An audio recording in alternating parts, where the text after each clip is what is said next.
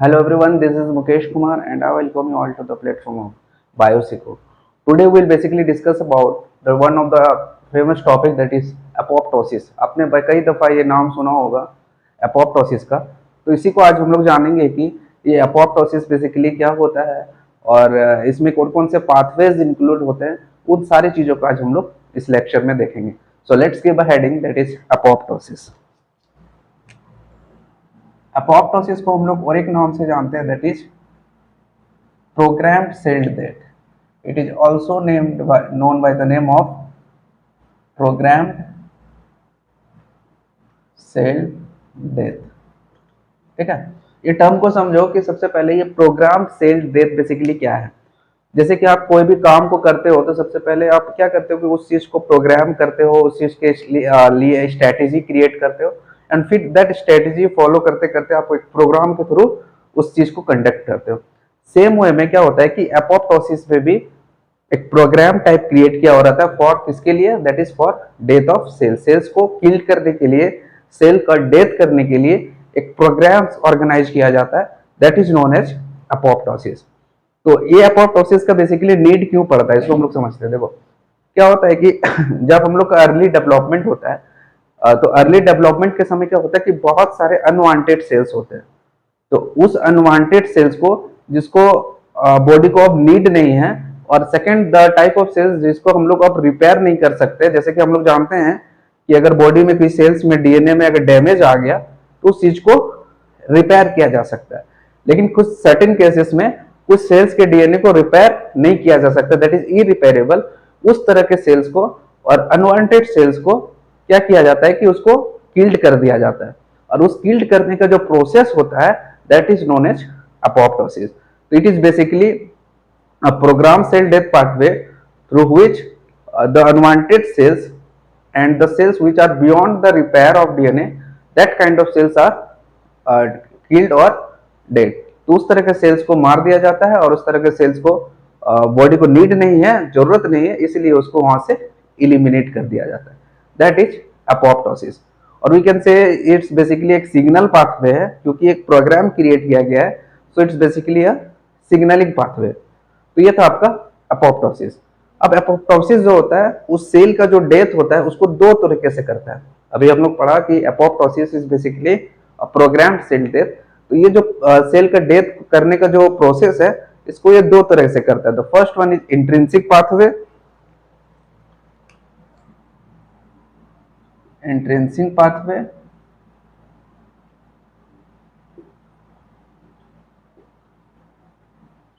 and the second one is extrinsic pathway.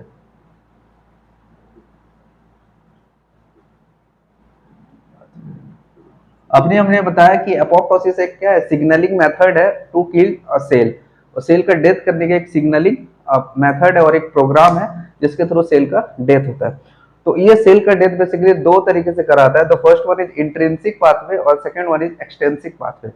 Intrinsic pathway में क्या होता है कि जो सेल का जो डेथ करने का जो सिग्नलिंग आता है उस सेल के अंदर से इंटरनली आता है, लेकिन एक्सटेंसिक पाथवे में that is the signaling to kill the cells, that is from the outside of the cell.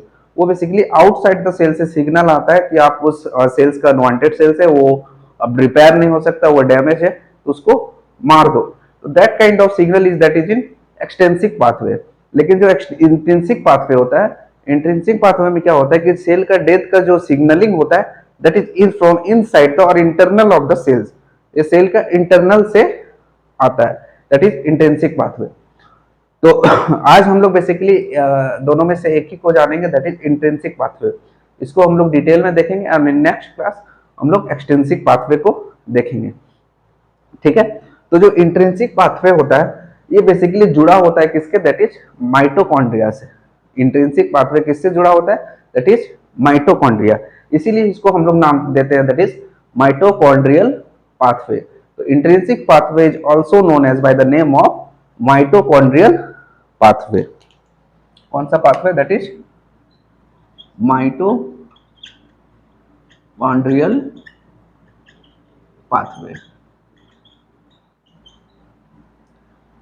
As we all know कि हमने बचपन से पढ़ा है कि that is mitochondria is known as the power house of the cell, क्योंकि जितने भी एनर्जीज बनते हैं और रिलीज होते हैं, that is all energies are come from the mitochondria. That is we are saying और we can say that mitochondria is known as the power house of the cell. तो जैसे कि माइटोकॉन्ड्रिया एसेंशियल होता है जितने भी मल्टी सेलुलर एनिमल्स होते हैं उसके लिए, या मल्टी सेलुलर लाइफ, जितने भी मल्टी सेलुलर लाइफ होते हैं हम लोग के अर्थ में, उन सारे में ये माइटोकॉन्ड्रिया बहुत ही इंपॉर्टेंट रोल प्ले करता है, क्योंकि इसी के थ्रू जो रिस्पायरेशन प्रोसेस होता है हम लोग का बॉडी में वो कंटिन्यू करता है और वो एग्जिस्ट करता है. अगर माइटोकॉन्ड्रिया ना हो तो सेल्स में एरोबिक रिस्पायरेशन जो प्रोसेस होता है वो आपका नहीं होगा, और अगर एरोबिक रिस्पिरेशन नहीं होगा तो वो सेल का अल्टीमेटली डेथ हो जाएगा. इसी कॉन्सेप्ट को यूज करता है कौन, दैट इज एपोप्टोसिस का इंट्रिंसिक पाथवे. इसीलिए इसका नाम पड़ा है दैट इज माइटोकॉन्ड्रियल पाथवे. मतलब कि माइटोकॉन्ड्रिया का जो मैकेनिज्म है, उसका जो कॉन्सेप्ट है, उसको यूज करके ये क्या करता है, सेल का अल्टीमेटली डेथ प्रोसेस को स्टार्ट करता है और सेल का अल्टीमेटली डेथ कर देता है. ठीक है, तो अब हम लोग इसको आगे देखेंगे कि कैसे ये जो प्रोसेस है इंट्रिंसिक पाथवे, वो माइटोकॉन्ड्रिया का यूज करके अल्टीमेटली सेल का डेथ को कॉज करता है. ये बेसिकली होता है नॉन रिसेप्टर मेडिएटेड प्रोसेस. कौन सा process, that is non receptor mediated process. मतलब ये जो प्रोसेस है इसमें किसी भी तरह का रिसेप्टर्स का इन्वॉल्वमेंट नहीं होता है. ये एक सिग्नलिंग मेथड है. कौन सा मेथड है, that is signaling method. Signaling method मतलब कि जो सेल का जो डेथ होगा, there is no involvement of any kind of receptors. It is basically initiated by some signals और ended by also some signals. तो ये जो प्रोसेस है from starting point to ending point, all are the involvement of only signals. There is no involvement of any kind of receptors. किसी भी तरह का receptors का इन्वॉल्वमेंट नहीं होता है. और ये जो प्रोसेस है बेसिकली कंटिन्यू पूरा फ्रॉम इनिशियल टू लास्ट, ये एकदम सिग्नल पे बेस्ड करता है. हम लोग नेक्स्ट में देखेंगे जो एक्सट्रिंसिक पाथवे होता है, there is involvement of receptor. वहाँ बहुत सारे रिसेप्टर्स का इन्वॉल्वमेंट होता है, लेकिन जो इंट्रिंसिक पाथवे होता है उसमें किसी तरह का रिसेप्टर्स का इन्वॉल्वमेंट नहीं होता है. That is we called it's a signaling mechanism of killing cells. ठीक है, तो ये सिग्नल्स का यूज करता है. That is we called it's a signaling method. तो अभी तक हमने क्या देखा कि जो एपोप्टोसिस है ये बेसिकली एक प्रोग्राम्ड सेल डेथ करवाता है बॉडी में. वैसे सेल्स का जो हम लोग में अनवांटेड सेल्स है, अनवांटेड सेल्स का ग्रो ना हो, या फिर वैसे सेल्स जिसका अब डीएनए डैमेज रिपेयर नहीं हो सकता, उस तरह सेल्स को एक मेथड के थ्रू उसको किल्ड किया जाता है. That process is known as apoptosis. और ये किल्ड करता है सेल को दो प्रोसेस के थ्रू, मेथड के through. The first one is intrinsic pathway and the second one is extrinsic pathway. Intrinsic pathway को आज हम लोग डिटेल में देख रहे हैं. इंट्रिंसिक पाथवे को हम लोग बोलते हैं माइटोकॉन्ड्रियल पाथवे, क्योंकि ये माइटोकॉन्ड्रिया के कॉन्सेप्ट को यूज करके सेल को डेथ कराता है. सेकेंड चीज देखें कि इसमें किसी भी काइंड का रिसेप्टर्स का यूज नहीं होता है. And third is that is it's basically a signaling method. अब हम लोग थोड़ा डिटेल में देखेंगे that is इसको intrinsic pathway of apoptosis. So let's give a heading that is intrinsic pathway of apoptosis.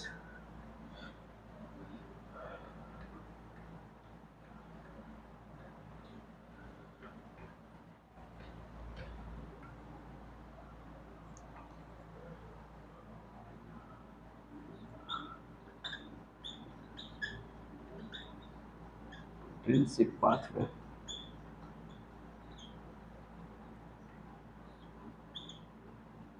इसको हम लोग क्या बोलते हैं, that is mitochondrial pathway. Real pathway. ठीक है, देखो इंट्रिंसिक पाथवे. अब हम लोग देखेंगे कि जब दो पाथवे है, there is two pathway present for killing of cells. तो जब दो पाथवे ऑलरेडी इन्वॉल्व है तो हम लोग को कैसे पता चलेगा कि उसको आपको इंट्रिंसिक पाथवे को एक्टिवेट करना है या फिर एक्सटेंसिक पाथवे. तो हमने बताया कि जो इंटरनल सिग्नलिंग आता है that is from for the intrinsic pathway. अगर बाहर तरफ से कोई सिग्नल आता है फॉर किलिंग ऑफ सेल्स बाहर से कोई इंस्ट्रक्शंस आता है for death process of cells, तो वो हो जाएगा एक्सटेंसिव पाथवे। तो देखो इंट्रिंसिक पाथवे ऑफ अपोप्टोसिस जो होता है बेसिकली ट्रिगर्ड होता है स्ट्रेस और डैमेज टू द सेल्स। अगर सेल्स में किसी भी तरह का स्ट्रेस हो और डैमेज हो तो ये किसको एक्टिवेट करेगा, that is intrinsic pathway of apoptosis. ठीक है, तो सेल्स में अगर किसी भी तरह का स्ट्रेस और डैमेजेस आ रहे हैं तो ये अपोप्टोसिस का जो इंट्रिंसिक पाथवे है वो एक्टिवेट हो जाएगा और सेल को डेथ प्रोसेस की ओर ले जाएगा। अब देखो यहाँ पे दो टर्म लिखे, that is stress and damage. इसको समझो कि स्ट्रेस एंड डैमेज मतलब क्या होता है कि जैसे कि अगर डैमेज टू सेल्स कहने का मतलब है कि डैमेज टू इट्स डीएनए, अगर डीएनए सेल्स के डीएनए में किसी तरह का डैमेज है तो वो इंट्रिंसिक पाथवे को एक्टिवेट करेगा, that is damage to DNA. तो अगर डीएनए में डैमेज है तो इंट्रिंसिक पाथवे का एक्टिवेट करेगा, दैट इज ऑक्सीजन डिप्रीवेशन। अगर ऑक्सीजन का लैक हो जाएगा बॉडी में सेल्स में तो वो फिर क्या करेगा, इंट्रिंसिक पाथवे को एक्टिवेट करेगा। तो दिस आर द पॉइंट्स और things which activates intrinsic pathway. ठीक है, और भी बहुत सारे अदर स्ट्रेसेस है जो कि आपको इंट्रिंसिक पाथवे को एक्टिवेट करता है। ठीक है, तो बेसिकली ये डैमेज टू डीएनए और oxygen depression is the major factor for the activation of intrinsic pathway. अब देखो ये जो स्ट्रेस और रिस्पांस, स्ट्रेस और डैमेज क्रिएट हुआ, इसके रिस्पांस में क्या करता है कि मतलब ये डैमेज और स्ट्रेस के रिस्पांस में क्या करता है कि ये अपोप्टोसिस सेल जो हम लोग का बॉडी में है पाथवे, ये डिसाइड करता है कि सेल्स को रहना चाहिए कि नहीं। क्योंकि अगर ये सेल्स डैमेज है तो ये क्या करेगा बेसिकली कि बॉडी में जो नियर बाय सेल्स है और हो सकता है कि होल ऑर्गेनिज्म को ये डैमेज क्रिएट कर सकता है। जैसे कि हम लोग नेक्रोसिस जो होता है या फिर कैंसर सेल जैसे सेल्स में, उसमें क्या होता है कि एक जगह आपको कैंसर ट्यूमर्स का फॉर्मेशन हुआ तो होल बॉडी को आपको क्या करेगा, डैमेज करना शुरू कर देगा। तो उसी चीज को प्रोटेक्ट करने के लिए ये अपोप्टोसिस स्टार्ट होता है। तो जैसे किसी सेल्स में डैमेजेस मतलब दिखता है बॉडी को, वो सेंस करता है या फिर किस तरह का damage, that is DNA damage और we can say that oxygen deprivation इस तरह का हो या फिर उसके नॉन फंक्शनिंग हो जाए कोई सेल, तो उसको ये प्रोग्रामेटली किल्ड कर देता है ताकि कि जो बाकी के सेल्स है उसको किसी तरह का इफेक्ट ना पड़े, उस ऑर्गेनिजम्स को किसी तरह का इफेक्ट ना पड़े। अब हम लोग देखेंगे कि ये तो सेल्स कर लिया, सेल्स की चलो स्ट्रेस है डैमेज है तो उसको सेल्स को जो टारगेट सेल्स है उसको आइडेंटिफाई कर लिया गया। अब उसी टारगेट के आइडेंटिफिकेशन के रिस्पांस में क्या करेगा, ये जो इंट्रिंसिक पाथवे है ये इसमें क्या होगा कि एक प्रोटीन होता है that is BH3 only protein. कौन सा protein, that is BH3 only protein. ये BH3 ओनली प्रोटीन को एक्टिवेट करेगा, कौन सा protein, that is BH3 only protein. बहुत ही इंपॉर्टेंट प्रोटीन है that is BH3 only protein. ये क्लास ऑफ प्रोटीन्स होता है जो कि बेसिकली कंसिस्ट करता है pro and anti apoptotic bodies. क्या कहता है, that is pro and anti apoptosis protein. इसमें दो फैमिलीज में मतलब ये कंक्लूड है, दैट इज कौन कौन सा, that is pro apoptosis and apoptosis, मतलब प्री एपोप्टोसिस और कौन सा apoptosis, that is pro apoptosis. तो pro and anti apoptosis, pro apoptosis and the second thing is that is anti apoptosis। तो ये जो BH3 फैमिली का प्रोटीन है ये एक्टिवेट हुआ, ये बेसिकली टू क्लासेस में क्लासिफाइड रहता है। तो first one is pro apoptosis and the second one is that is anti apoptosis. अब ये एपोप्टोसिस जो प्रोसेस है इंक्रेज होगा, उस प्रोसेस को इंकरेजमेंट मिलेगा या डिस्करेजमेंट मिलेगा, वो कौन डिसाइड करता है, दैट इज ये दोनों क्लासेस।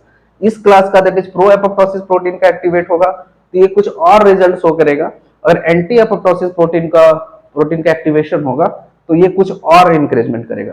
तो जैसे कि एंटी एपोप्टोसिस जो प्रोटीन होता है और we can say that is pro apoptosis, तो ये एंटी एपोप्टोसिस क्या होता है कि ये एपोप्टोसिस को डिस्करेजमेंट की ओर लेके जाएगा, मतलब ये एपोप्टोसिस जो प्रोसेस है इसको होने नहीं देगा।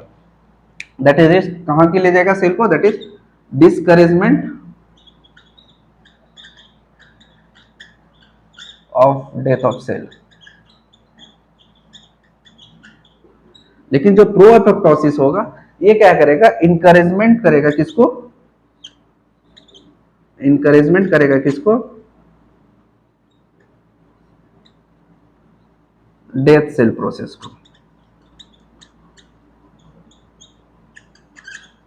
ठीक है, अब ये जो प्रो एपोप्टोसिस है ये BH3 ओनली प्रोटीन का फैमिली है, that is pro apoptosis and anti apoptosis.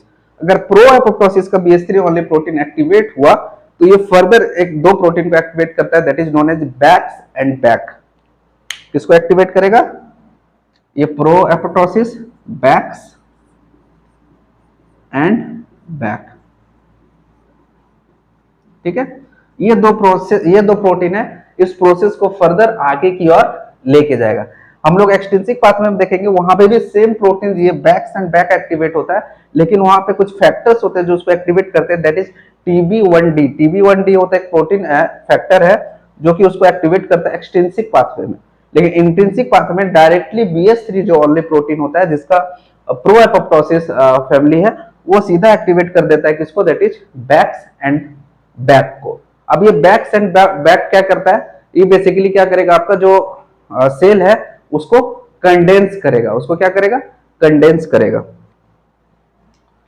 Sales को क्या करेगा, सॉरी, सेल्स को कंडेंस करेगा। ठीक है, अब ये बैक्स एंड बैक कंडेंस करने का कॉजेस, कंडेंस करने का मतलब है कि जो मेम्ब्रेन है किसका, दैट इज हम लोग स्टार्टिंग में बताया था कि ये बेसिकली कंक्लूड करता है किसको लेकर के, दैट इज माइटोकॉन्ड्रिया से रिलेटेड। तो ये बेसिकली जो माइटोकॉन्ड्रिया का आउटर मेम्ब्रेन होता है उसका परमेबिलिटी में चेंजेस लाएगा, दैट इज ये क्या करेगा, MOMP. MOMP is basically known as mitochondrial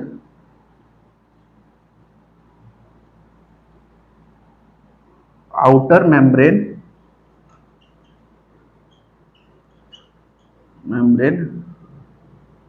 permeability. मतलब कि जो माइटोकॉन्ड्रिया है, सपोज ये आपका माइटोकॉन्ड्रिया है, तो इसका जो आउटर मेम्ब्रेन है दैट इज इसका मेम्ब्रेन, इसके परमेबिलिटी में ये चेंजेस लेके आएगा।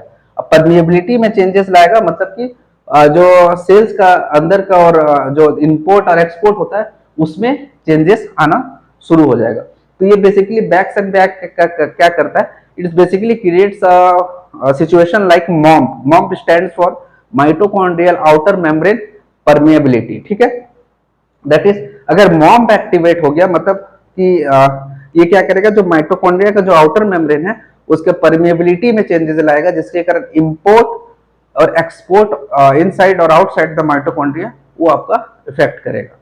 तो बैक्स एंड बैक बेसिकली क्या कर रहा है, ये आपको क्या करेगा, दैट इज मॉम्प सिचुएशन क्रिएट करेगा, दैट इज माइटोकॉन्ड्रिया का जो आउटर मेम्ब्रेन परमेबिलिटी है उसको चेंज करेगा। अभी हम लोग आगे देखेंगे कि उसको चेंज करने से क्या होगा।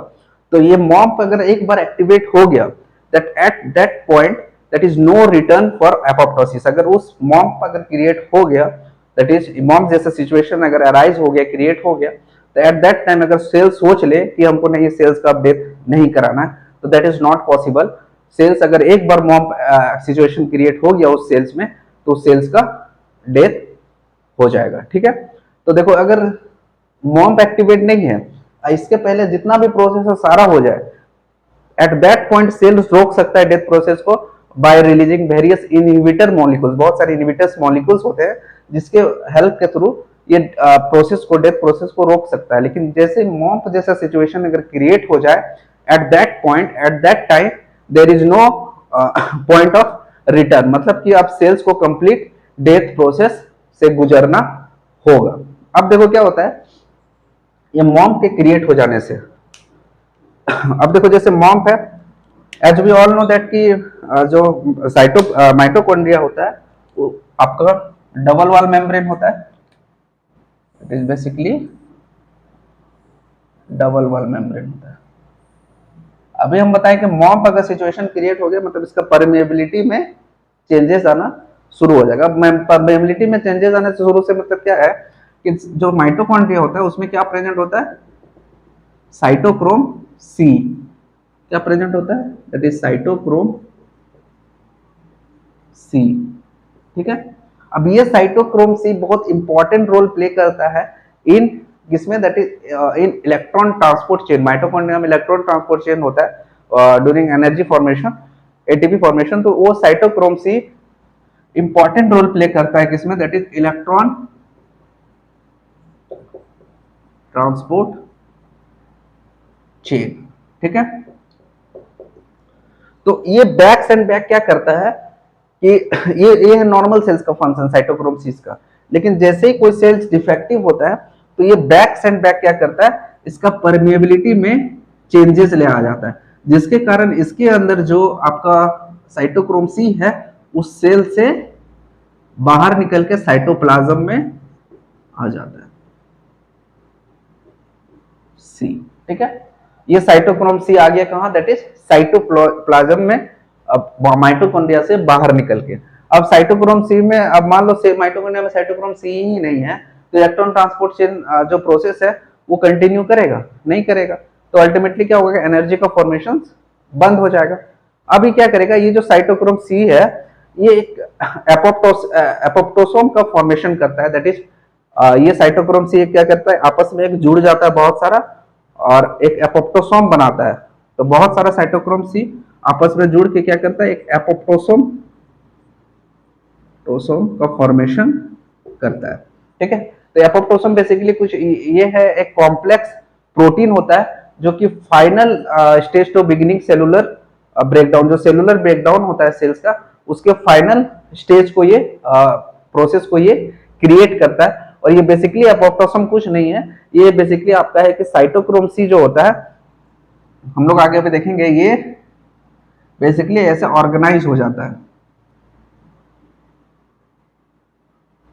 असेंबल हो जाता है एक जगह और एक सर्कुलर लाइक स्ट्रक्चर फॉर्म करता है। इसी को हम लोग बोलते हैं एपोप्टोसोम। एपोप्टोसोम। तो देखो इसमें बेसिकली क्या होगा कि mitochondria normally cytochrome c present होता है माइटोकॉन्ड्रिया के इनसाइड द सेल, और वो बेसिकली इंपॉर्टेंट एक्टिवली पार्टिसिपेट करता है इन इलेक्ट्रॉन ट्रांसपोर्ट चेन प्रोसेस। लेकिन बैक एंड बैक के एक्टिवेट हो जाने से इसका मेम्ब्रेन का परमेबिलिटी में चेंजेस आया, मतलब यहाँ पे क्या क्रिएट हुआ, दैट इज मॉम, मतलब मेम्ब्रेन ऑफ, मतलब कि माइटोकॉन्ड्रिया का जो आउटर मेम्ब्रेन का जो परमेबिलिटी है वो चेंज हुआ, जिसके कारण जो cytochrome c electron transport chain में पार्टिसिपेट करता था अब उसमें वो पार्टिसिपेट ना करके कहां जाएगा, दैट इज साइटोप्लाज्म में। अब साइटोप्लाज्म में साइटोक्रोम सी आ गया। अब ये साइटोप्लाज्म में साइटोक्रोम सी के आ जाने से क्या होगा कि जितने भी साइटोक्रोम सी एक सर्कुलर लाइक स्ट्रक्चर बनाएगा, एक बॉडी का फॉर्मेशन करेगा, दैट इज असेंबली ऑफ एपोप्टोसोम। अब ये साइटोक्रोम से एपोप्टोसोम हो गया और ये एपोप्टोसोम फिर क्या करेगा, फर्दर जो सेल है उसको क्या करेगा कि रिक्रूटमेंट एंड एक्टिवेशन ऑफ प्रोकैस्पेज 9 आगे हम लोग देखेंगे कि कैसे एक और एक फैक्टर्स आता है उसको एक्टिवेट करता है और उसको फिर फाइनली सेल्स का डेथ करा देता है। तो अभी तक हम लोग इतना देखे कि BH3 फैमिली जो प्रोटीन है उसका प्रो एपोप्टोसिस प्रोटीन एक्टिवेट होता है और वो इंकरेजमेंट करता है किसको, that is Bax and Bak को। और ये बैक्स एंड बैक क्या करता है, माइटोकॉन्ड्रिया का परमेबिलिटी में चेंजेस लाता है, जिसके कारण साइटोक्रोम सी साइटोप्लाज्म में आ जाता है माइटोकॉन्ड्रिया से और वो फिर आपका एपोप्टोसोम बॉडीज का फॉर्मेशन करता है। ठीक है, ये फॉर्मेशन क्या करेगा, एपोप्टोसोम का।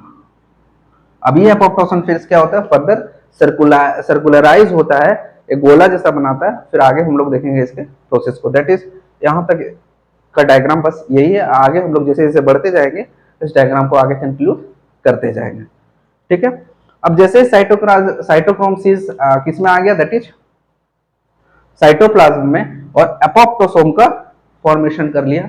अब ये एपोप्टोसोम क्या करेगा कि प्रोकैस्पेज 9 एक फैक्टर्स होता है, प्रोटीन होता है जो हम लोग के बॉडी में प्रेजेंट होता है, सेल्स में प्रेजेंट होता है।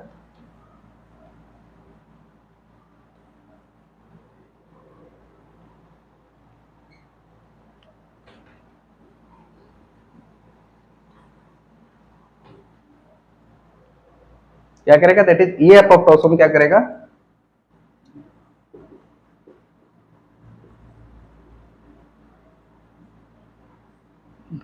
एक प्रोटीन होता है फैक्टर जिसको हम लोग बोलते हैं कैस्पेज, प्रोकैस्पेज।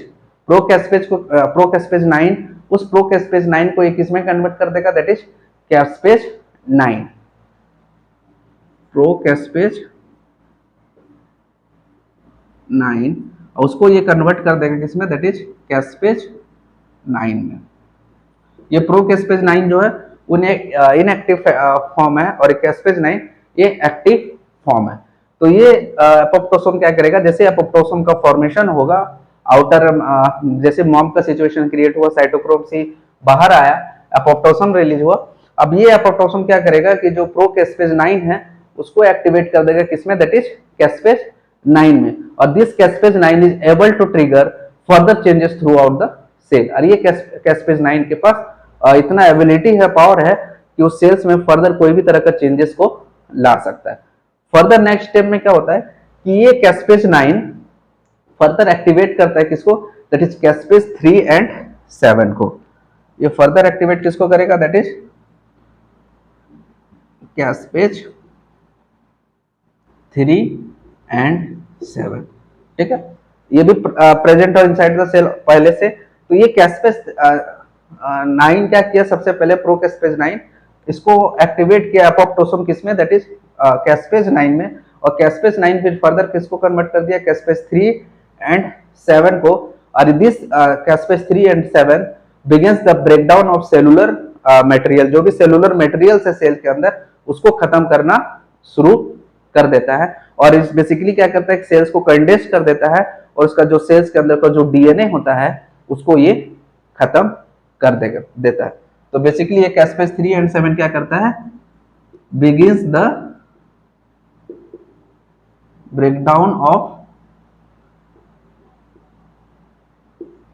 सेलुलर मटेरियल, जो भी सेलुलर मटेरियल प्रेजेंट है उसके ब्रेकडाउन को ये इनिशिएट कर देता है। तो अल्टीमेटली स्टार्ट हुआ ये बीएस स्ट्रेस और डैमेज से, फिर फर्दर गया ये बीएस3 फैमिली। बीएस3 फैमिली में भी दो तरह का बताया, एक प्रो एपोप्टोसिस और आपका बताया एपोप्टोसिस। तो ये प्रो एपोप्टोसिस को फिर एक्टिवेट करता है, जो कि फर्दर आपका एक्टिवेट करता है किसको, बैक्स एंड बैक को। और वो बैक्स एंड बैक माइटोकॉन्ड्रिया का आउटर मेम्ब्रेन का परमेबिलिटी में चेंजेस लाता है, जिसके कारण साइटोक्रोम सी आपका जो माइटोकॉन्ड्रिया में प्रेजेंट होता है वो माइटोकॉन्ड्रिया से बाहर आके किस में चला आ जाता है, दैट इज साइटोप्लाज्म में। और साइटोप्लाज्म में आने से क्या करता है, एपोप्टोसोम का फॉर्मेशन करता है। और वो एपोप्टोसोम फर्दर क्या करता है, प्रोकैस्पेज 9 को कन्वर्ट करता है किसमें, दैट इज कैस्पेज 9 में। और ये कैस्पेज 9 फिर फर्दर किसमें कन्वर्ट करता है, दैट इज कैस्पेज 3 एंड 7 में। और वो फिर फाइनली क्या करता है कि जो सेलुलर मटेरियल होता है उसका ब्रेकडाउन करता है। तो अल्टीमेटली इसका गोल था intrinsic pathway to activate the caspase 3 and 7। यही दो फैक्टर्स को एक्टिवेट करने के लिए इतना सारा होल प्रोसेस से इसको गुजरना पड़ा। ठीक है, तो अब ये एपोप्टोसम का फॉर्मेशन हो गया। अब ये एपोप्टोसम का असेंबली होगा, मतलब कि आपस में ऐसे सर्कुलराइज स्ट्रक्चर का फॉर्मेशन करेगा। नेक्स्ट स्टेप में तो ये असेंबली ऑफ एपोप्टोसोम। ठीक है, असेंबली एपोप्टोसोम का असेंबली हो गया, एक जगह सर्कुलराइज हो गया। अब ये एपोप्टोसोम क्या करेगा, असेंबली जैसे ही होगा एपोप्टोसोम का फॉर्मेशन, तो मतलब कि इसका अल्टीमेट गोल क्या था कि जो भी एपोप्टोसोम बना उसको एक सर्कुलराइज स्ट्रक्चर देना, जो कि फिर फर्दर आपका जो सेल्स है उसको मतलब कि कैस्पेज 9 को ये एक्टिवेट किया। जैसे असेंबली ऑफ एपोप्टोसोम हुआ, ये क्या किया कि प्रोकैस्पेज 9 था उसको एक्टिवेट किया, एक्टिवेट प्रोकैस्पेज 9। अब ये प्रोकैस्पेज 9 अभी देखें, कैस्पेज 9 किसको एक्टिवेट किया, कैस्पेज 3 एंड 7 को। और फाइनली एपोप्टोसिस हो गया किसका, दैट इज टारगेट सेल का, एपोप्टोसिस ऑफ टारगेट सेल्स। फिर टारगेट जो सेल्स था उसका अल्टीमेटली डेथ हो गया। तो इसमें जो प्रोसेस था, इस सेल्स को किलिंग करने का प्रोसेस था, सेल्स को डेथ पाथवे की ओर लेके जाने का प्रोसेस था। तो इसमें बेसिकली स्टेप्स में देखें तो इसमें कैसे क्या क्या हुआ। तो सबसे पहले सेल श्रिंक किया, सेल श्रिंक करने के बाद सेल्स को छोटा छोटा फ्रेगमेंट्स में कन्वर्ट हो जाता है। तो सबसे पहले क्या होता है कि सेल श्रिंक्स करता है, मतलब जो सेल होता है वो सिकुड़ जाता है। सेकेंड चीज क्या होता है कि जो सेल श्रिंक कर गया वो फिर फर्दर क्या होता है कि छोटा छोटा फ्रेगमेंट्स में कन्वर्ट हो जाता है, टूट जाता है, सेल फ्रेगमेंट्स में टूट जाता है। फिर जैसे सेल फ्रेगमेंट में टूट जाता है, इसके अंदर जो साइटोस्केलेटन होता है जो कि उसको शेप दे के रखता है, उसका कोलैप्स हो जाता है, जो कि साइटोस्केलेटन कोलैप्स कर जाता है। तो जैसे साइटोस्केलेटन कोलैप्स करेगा फिर फर्दर क्या होता है कि जो न्यूक्लियर इन्वेलप होता है न्यूक्लियस पे वो डिसेंबल हो जाता है। तो न्यूक्लियर इन्वॉल्व क्या होता है, इन्वेलप डिसेंबल हो जाता है, इन्वेलप डिसेंबल्ड हो जाता है। ठीक है, न्यूक्लियर इन्वेलप जैसे डिसेंबल होगा वो क्या करेगा, बहुत सारा एपोप्टोसिस बॉडी को सेल से रिलीज करेगा और वो एपोप्टोसिस बॉडी फिर फर्दर सेल का डेथ हो गया। Release various apoptosis bodies. ठीक है, तो this is the steps which we concluded on detail. तो ये था आपका एपोप्टोसिस का इंट्रिंसिक पाथवे। तो आज के लिए बस इतना ही, मिलते हैं अगली क्लास में, तब तक